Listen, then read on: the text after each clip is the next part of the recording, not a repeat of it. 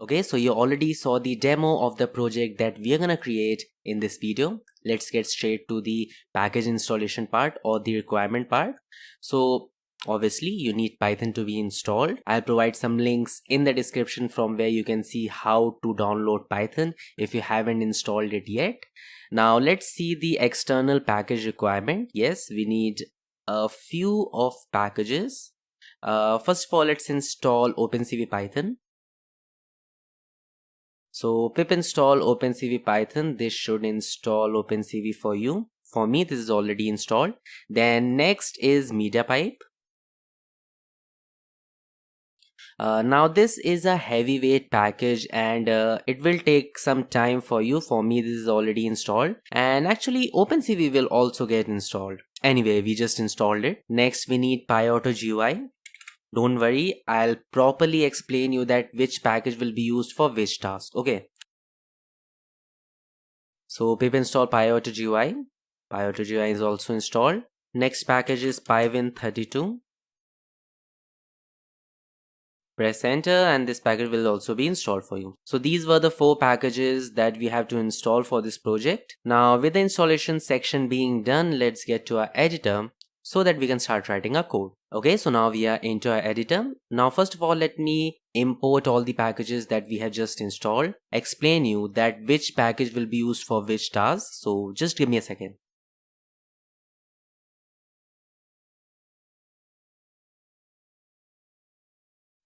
Okay, so we have imported all the packages. Now let me quickly save and run so that we can check if there is a spelling mistake or not. It will take a few seconds. Okay, so it's done. There's no spelling mistake. Now let me explain you step by step that which package will be used for which task. First is your CV2 or Opencv. Opencv will be used to take the input from the webcam or any external camera module and give that input to MediaPipe. Okay, then that video input will be processed and the hand coordinates. Okay, the coordinates of my hand will be taken out and these coordinates will be given to Win32 API.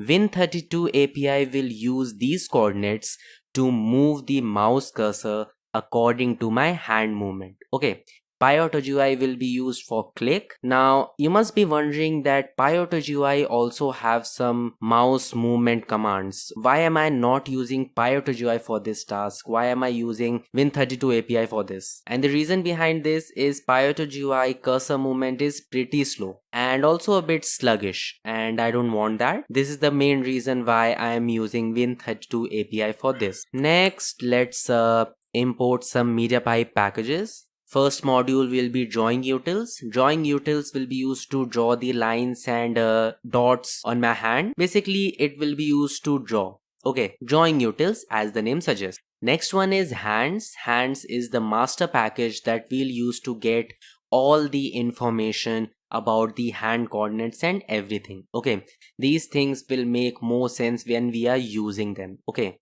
just give me a second, let me import them. Okay, so we have imported both the packages, MediaPipe mp .solution .drawing utils, drawing utilities, MediaPipe .solution .hands. Okay, now let's quickly take the input from the webcam using our Opencv. Okay, so we have used the video capture method of CV2 to take the input from the webcam. Now there are multiple methods to take the input from. Like you can take the input from your mobile camera, you can take the input from a external Wi-Fi cam. I have created videos on all of them. I'll provide the link in the description. If you want, you can check them out. Here we are taking the input from the webcam just for simplicity. Okay.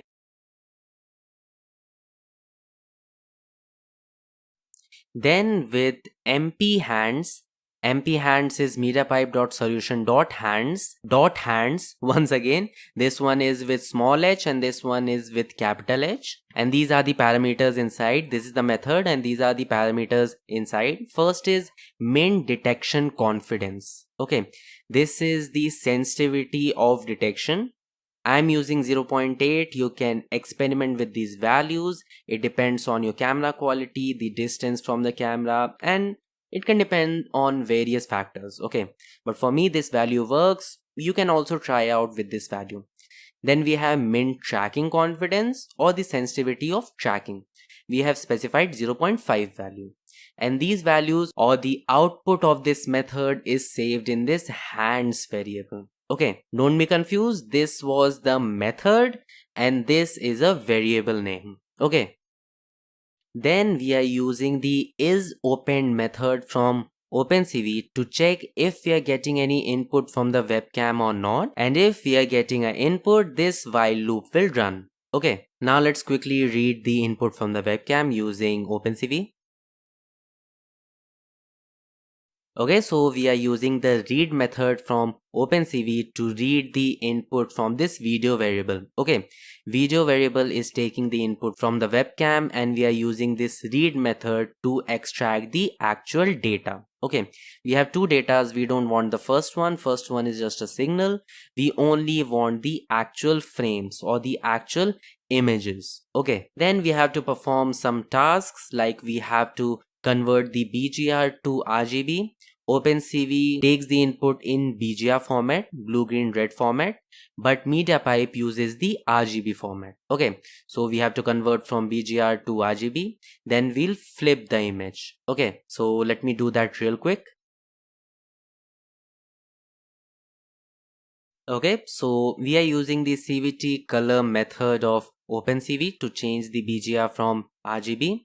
The parameters are first is frame or the image we want to perform action on and the method. Okay, cv2.color BGR is blue, green, red to RGB. Then after the conversion is done, we'll flip the image using this flip method of Opencv. Now let me quickly extract the height and width of the video which is coming from the webcam. Just give me a second. Okay, so the variables are image height and image width. We are using the shape method. It returns three values, but we only want the height and width. Then the magic is about to happen. We'll use the process method from MediaPipe to process the image and get the hand coordinate.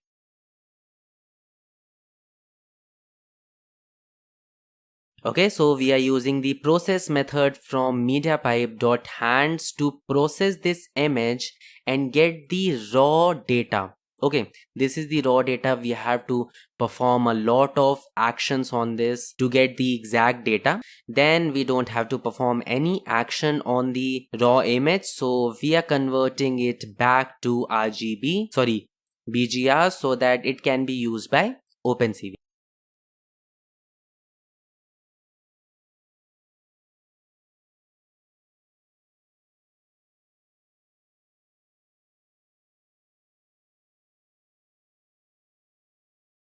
Okay, so if results.multi-hand landmarks, this will check if there is a hand in the frame, and if there is, this if condition will be executed. Then this for loop will work. This will iterate on results.multi-hands landmark. Okay, now this dictionary will have two values. First is the number and then hand. Okay, number is the number given to each points or each feature of your hand, and hands is the actual data. Okay, so we'll iterate on these values and we'll draw the dots and lines on each features of your hands. Okay, so MP drawing, this is MediaPipe.solution.drawing utils draw landmarks. First is the image on which we want to draw, then hands. Actually it should be hand because the variable name is hand. Okay, this variable name is hand. So the image, the hand data, MediaPipe hands or MediaPipe.solution.hands.hand connection. The image on which we want to draw, the data that we want to draw, and what we want to draw. We want to draw the connection. So these were the lines connecting the dots. Then we have to draw the dots. MediaPipe.solution.drawing utils drawing specs. The color of the circle will be this. Thickness of the circle will be 2 and the radius of the circle will be 2. Okay, this part is not actually required for the project. It's like not the essential part of the project, but still it makes the code looks good. So why not?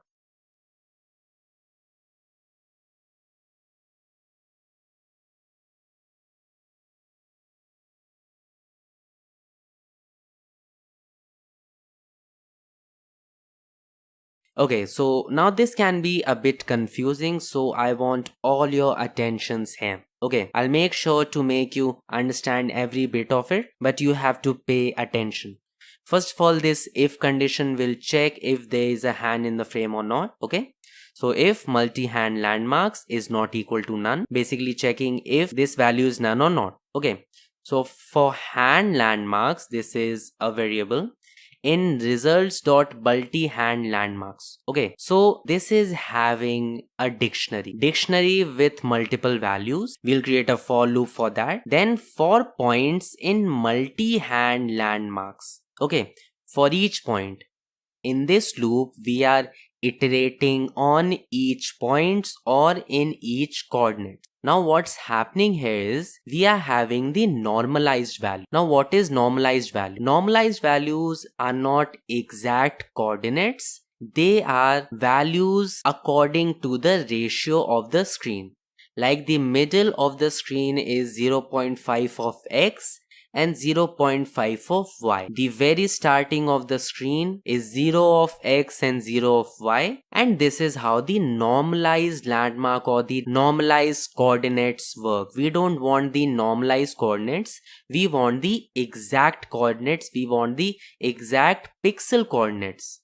Now you don't have to do any mathematics. MediaPipe has a tool for that. It's called normalized to pixel coordinate. Okay, so the value will be stored in this pixel coordinates landmark variable. Now I know we have created a lot and lots of variable with similar names, so don't be confused. This variable will store the exact pixel coordinate of the hands. Okay, so we are using mediapipe.solution.join utils dot normalized to pixel coordinates, and these are the parameters inside.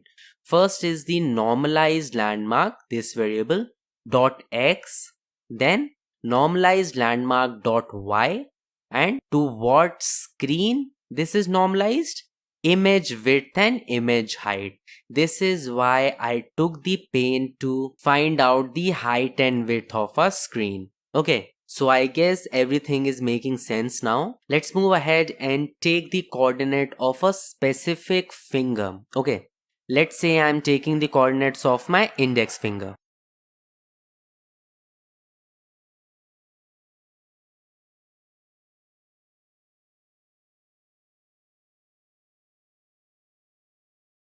Okay, so as I have already told you, we are taking the index finger. Okay, so if points is this variable here, if points is equal to okay, hand landmark dot index fingertip. Now this keyword is different for each fingers. I'll provide you the link from which you can check that what is the keyword for each finger. This one is for index finger. We'll create a try and except condition. We are creating a circle on a index fingertip. So cv2.circle, we are using circle method from Opencv, and these are the parameters inside. First is the image on which we want to draw the circle, then pixel coordinate landmark. This is the pixel coordinate. Where was it? Yeah, here it is. Pixel coordinate landmark 0th value. 0th value is the x value. Then pixel coordinate landmark 1, which is the yth value. Then we have the radius of the circle and the color of the circle. And the last parameter is the size of the pen or the width of the pen, which will be used to draw the circle. Okay.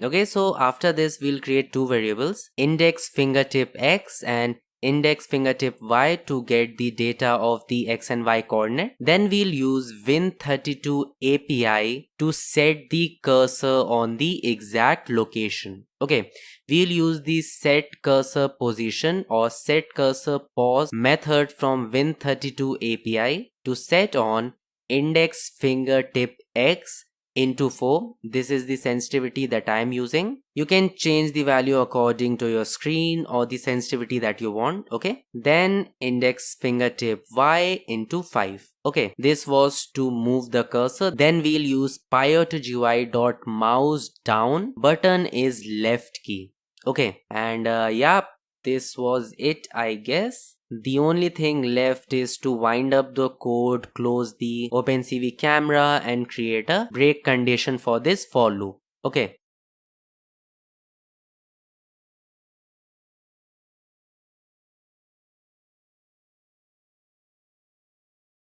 Okay, so after this, we'll show the output to the user using the IAMShow method of Opencv. First parameter is the text on the GUI and second is the output that you want to show. Okay, then we are creating a exit condition using cv2.wait key and the key is q here. So if the q button is pressed, this while loop will be terminated. Then video.release and cv2.destroy all windows. So this was the short program that you have to create. Now let me quickly save and run this program so that we can check if this is working fine or not, and it will be a miracle if it works on the first time. Yep, how can it work on the first time? Invalid syntax, perhaps you missed a comma. Yep, I did miss it.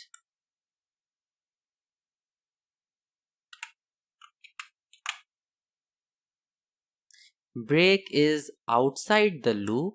Okay. Yeah, the indentation is not right. This break is for this while loop. This while loop.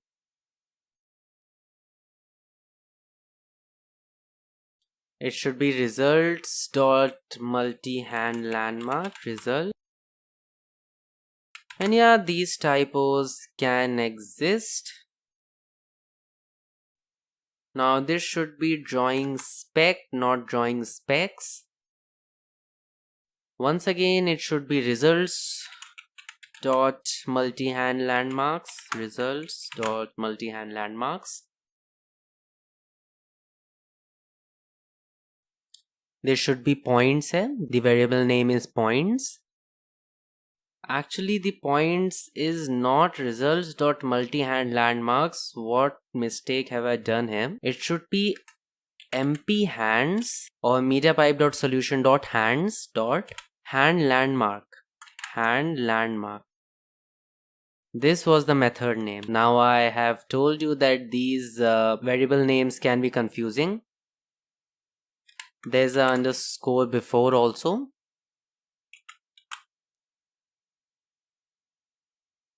Okay, so it's working, I guess. No. The output is wrong on multiple levels. First of all, what the hell is this? Where is my hand? And what is the color of the output?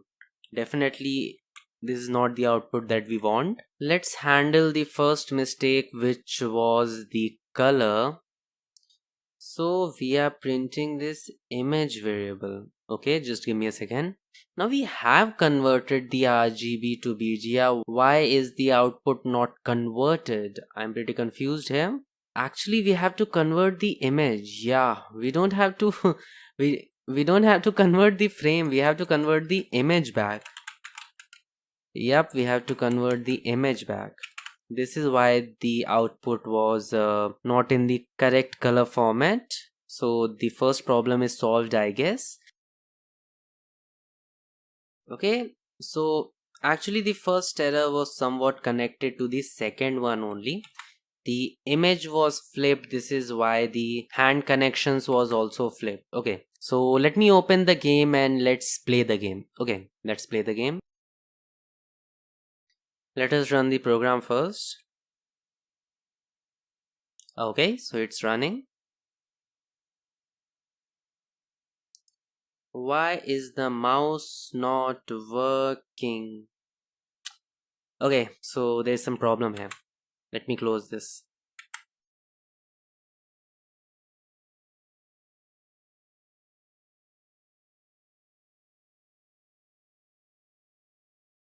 everything looks fine to me. Let's remove this try so that the error statement is printed.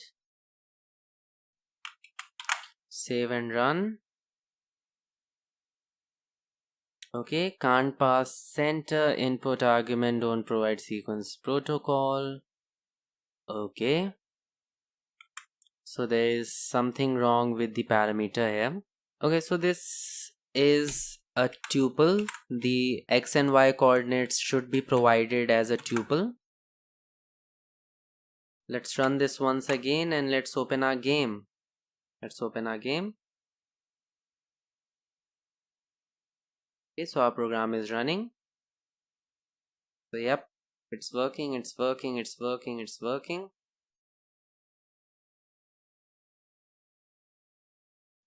Okay, so we are able to play this game and this was the output that we want. So let's go back to the program. So yep, let me close this. Okay, so yep, this was a short video. Actually, this was not short because of all the problems that I created because of my typo. Anyway, this was a video in which I've shown you that how you can play Fruit Ninja using your hand. I mean, you do play on your smartphone with your hand, but this video shows you how to play like a AR game. Okay, so yep, this is it and I'll meet you in my next lecture. Bye bye.